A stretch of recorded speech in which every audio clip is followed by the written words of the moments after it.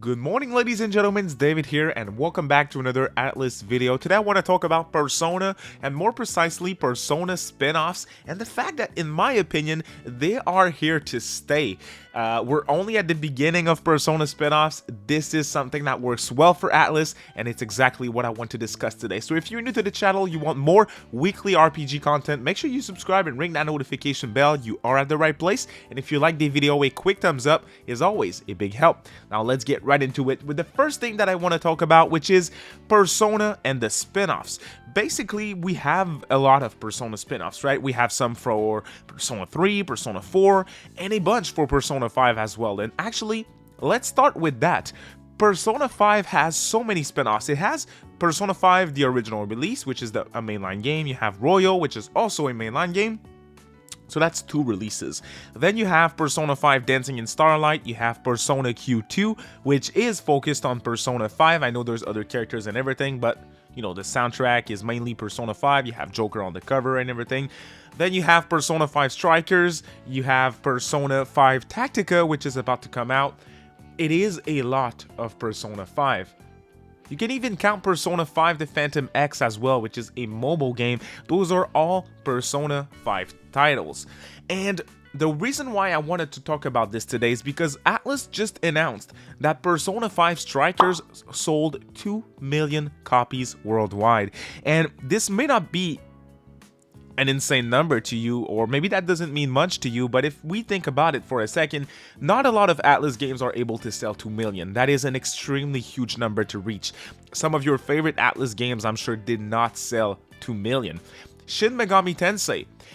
Only Shin Megami Tensei 5 sold over 1 million, and Persona 5 Strikers sold 2, which is insane. Very, very big success for Persona 5 Striker, which is a game that was developed with ATLUS and Omega Force, a warrior style game, which again, those styles of games don't sell that much. Even if you look at the Hyrule Warriors games, they do sell, but it's not like tens of millions of copies, right? Even the latest Hyrule Warriors, I think it's Age of Calamity, probably sold around 2 million, a little over that, I would assume, which makes Persona 5 Strikers, I'm sure, the second best-selling Warriors games, which is crazy. Very huge for ATLUS. And all of that to say, I don't think it's the end of Persona spin-offs, and we'll talk about what could happen next, but we can even look at mainline. Shin Megami Tensei.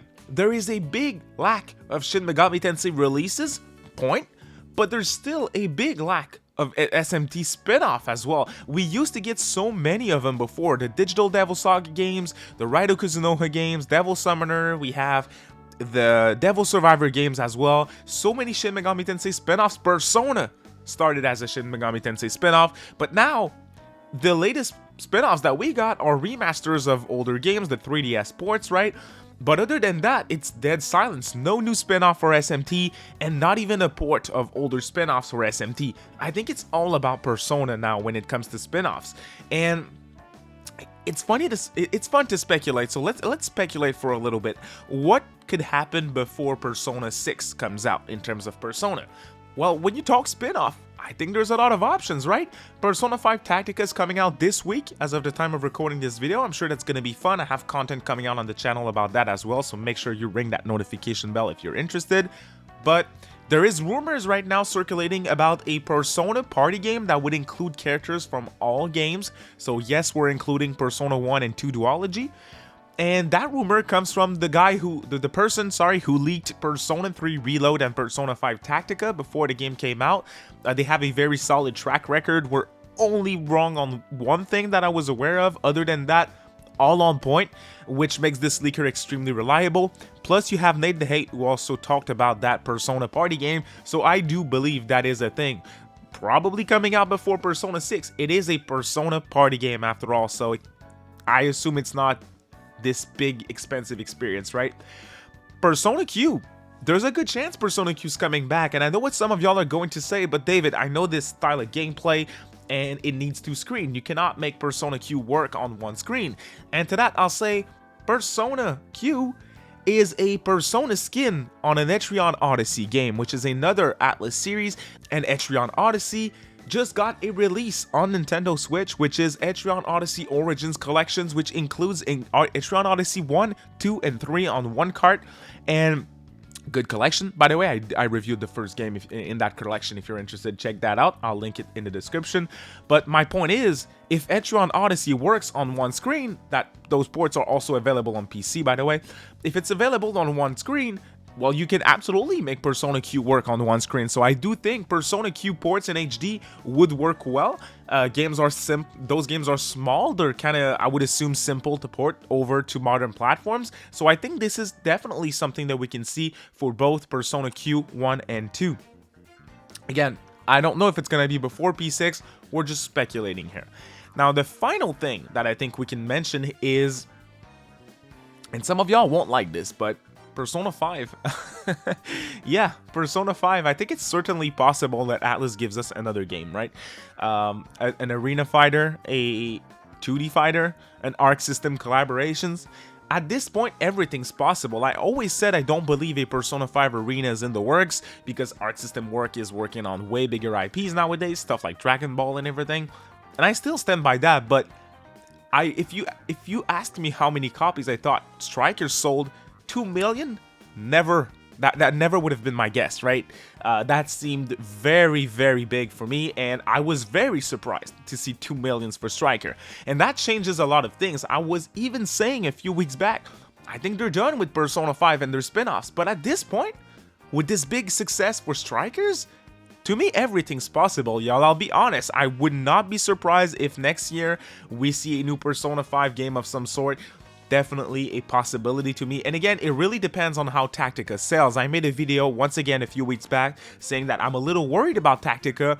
I can even go back and talk about this for a second. I don't think I'm as worried anymore because clearly there is desire for Persona. I still stand behind some of my arguments, right? I think there's too much Persona 5. I think it's too late as well for Tactica.